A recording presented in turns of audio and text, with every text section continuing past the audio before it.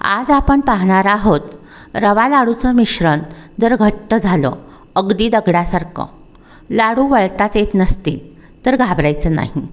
आज मी तुम्हाला अगदी सोपे घरगुती उपाय सांगणार आहे, त्यामुळे तुमचे लाडू पुन्हा मऊ, सुंदर आणि परिपूर्ण होतील। जरी मिश्रण घट्ट झाले असले तरी आचारी मावशींच्याकडे उपाय होतेच, त्यामुळे त्यांनी अगदी मऊसूत छानच रव्याचे लाडू बनवले आहेत।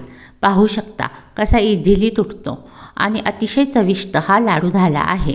नमस्कार, मी Rohini Mandlik recipe and blog चॅनलमध्ये तुम्हा सर्वांचे अगदी मनापासून स्वागत करते। आज आचार्य मावशीकडून लाडू बनवून घेत आहे। आता त्या कितीही अनुभवी सुगरण असल्या तरी कधी ना कधी हातून थोडी गडबड होतेच आणि आजही असंच झालं, मिश्रण खूप घट्ट झालं। मग प्रथम आपण त्यांनी काय उपाय केला ते पाहूया आणि मिश्रण घट्ट होण्यामागची कारणं आपण नंतर पाहूया। तर आचारी मावशींनी अशी जर कंडिशन निर्माण झाली तर आपण काय करायचं हे त्यांनी आधीच विचार करून ठेवलेला असावा।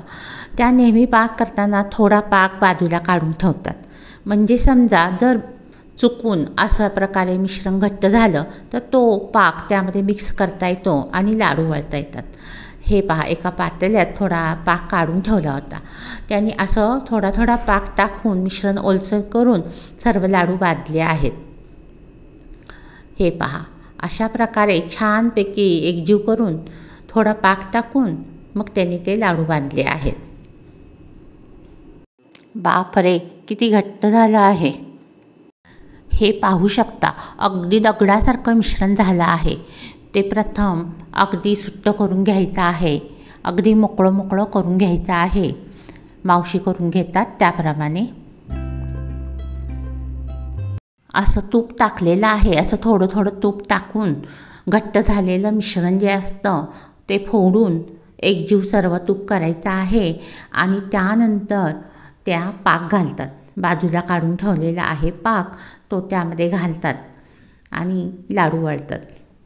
या व्हिडिओच्या शेवटी मी बुंदीच्या लाडूचा व्हिडिओ दिलेला आहे, ते सुद्धा बुंदीच्या लाडूचं सुद्धा मिश्रण असं घट्ट झालं तर काय उपाय करायचा ते मी त्यामध्ये सांगितलं आहे, तोही व्हिडिओ क्लिक करून आवर्जून पहा।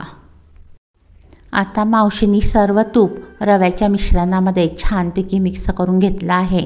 अशा प्रकारे चांगलं मिक्स करून घ्यायचं आणि आता साईडला जो पाक काढून ठेवला आहे तो घालायचा आहे।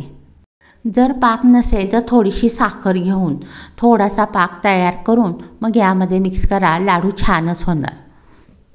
किंवा थोडंसं मिश्रण घेऊन ते गरम करायचं आणि 1 किंवा 2 चमचे पाणी टाकून छान मिक्स करून बांधून पाहायचं। हाही उपाय केला तरीसुद्धा चालू शकतं।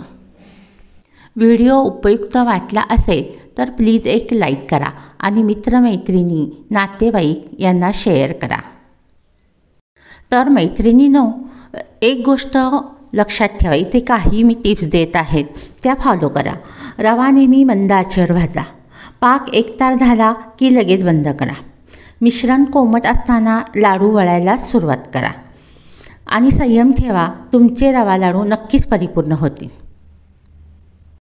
जर तुमचं मिश्रण घट्ट झालं असेल तर आज सांगितलेले उपाय करून बघा आणि कमेंटमध्ये नक्की सांगा तुमचे लाडू कसे झाले।